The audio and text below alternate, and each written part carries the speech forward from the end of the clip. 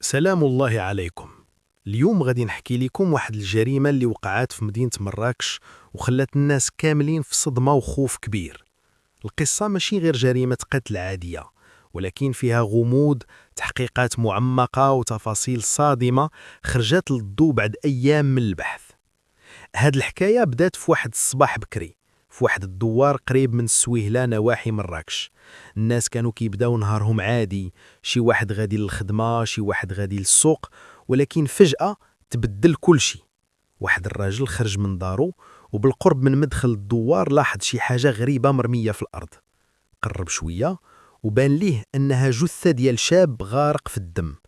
الراجل تصدم وبدا كيغوت، تجمعوا الناس وكل شي بقى كيشوف في المشهد بلا ما يصدق.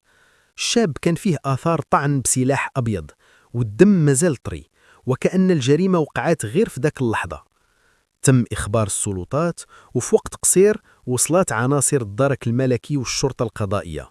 داروا طوق أمني على المكان ومنعوا أي واحد يقرب، وبدات أولى مراحل التحقيق.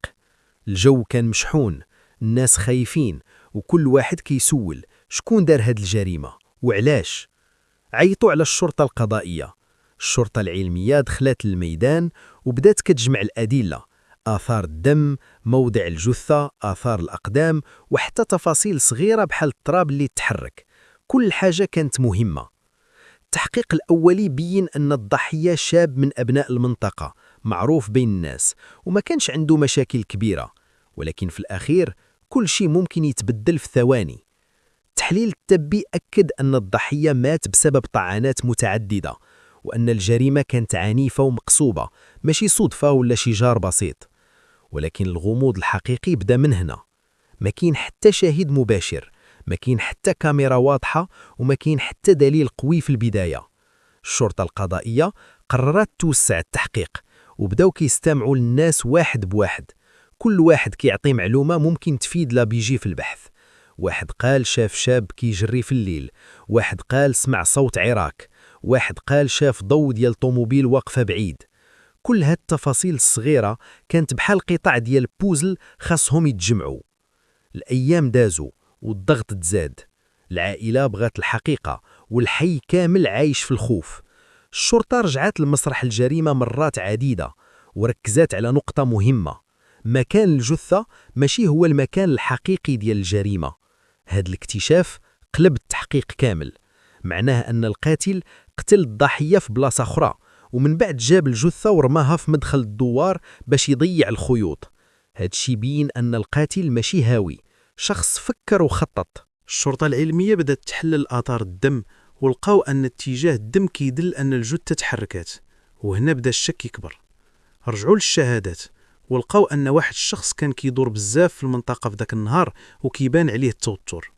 تم استدعائه، ولكن في البداية ما بقاش يجي.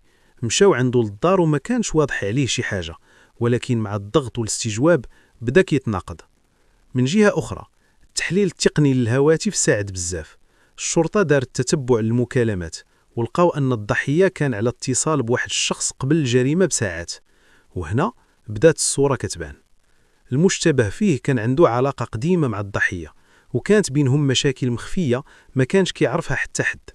التحقيق تعمق أكثر وتمت مراقبته، وفي واحد اللحظة الشرطة لاحظت أن عنده جرح صغير في يده. هاد التفصيلة كانت مهمة بزاف.